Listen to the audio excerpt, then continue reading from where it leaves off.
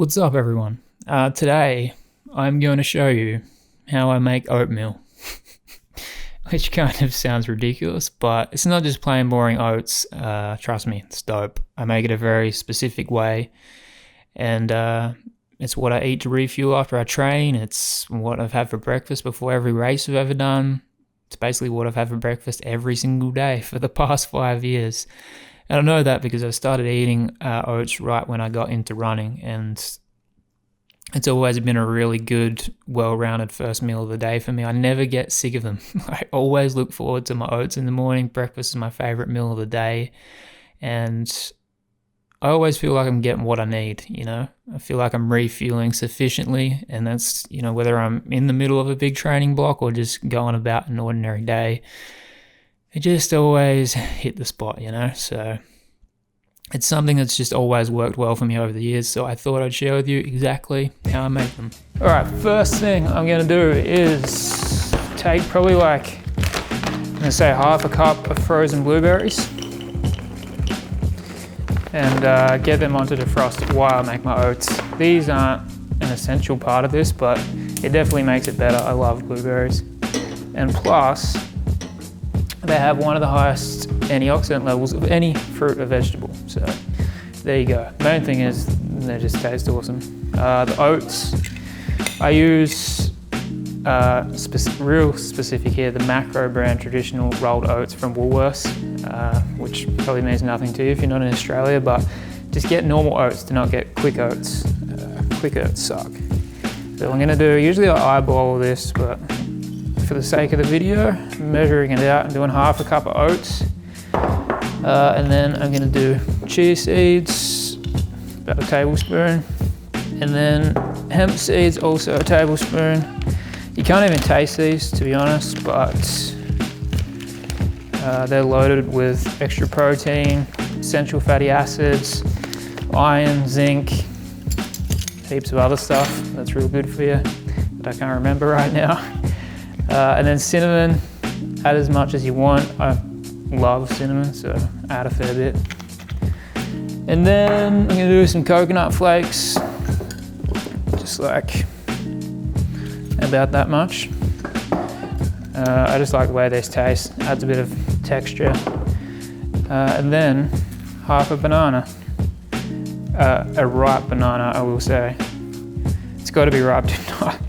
Do not put an unripe banana in this, it will not work out well. So that's pretty much everything. I'm gonna add my milk. You can use any plant-based milk or even use normal milk if you want, if you're not vegan. But I'm using this Nutty Bruce, it's called. I just like this brand, it's nice and creamy. This is an almond coconut blend. And, measure this, probably you just kind of want to add enough milk to cover everything, really. So I'm gonna say it's 2 cups. And now I can just get this on and get it started. So once it's on the heat, I just quickly mash up the banana a little bit with my spoon. And then at this stage, you can pretty much just leave it for a bit. At around the 3-minute mark, it's gonna start to simmer. And at that point, you do sort of need to stand there and stir it, otherwise it will stick to the saucepan. But once it does simmer, I'm cooking it for a further sort of minute and a half generally, just until it sort of starts to thicken up and absorbs all the milk and becomes a nice consistency. All right, we can get these in the bowl now and start adding all the good stuff. Smack my blueberries in. And then the key ingredient, a generous tablespoon of Mavis peanut butter. Then I like to add some coconut yogurt. I use the Koyo brand one. It's by far the best one I've ever tried. And it's just a natural flavor, so I'm gonna do another generous tablespoon of that. And by adding the peanut butter, the coconut yogurt, I'm adding some fat. And if I don't add that, I just end up hungry again 2 hours later. So it really helps fill me up and leaves me feeling satisfied. And then the last thing Like I find with a good ripe banana and the blueberries, it's sweet enough, but if you want, and just for the sake of the video, add a little bit of maple syrup. Done. At this point, you can now enjoy a delicious bowl of oatmeal. Hopefully you guys decide to give this a crack and you enjoy eating it as much as I do, and it works as well for you as it has for me. I do always eat this after I train. I'm always training on on an empty stomach, fasted. I am generally always training in the morning, but there is definitely a reason why I do that and a thought process behind it.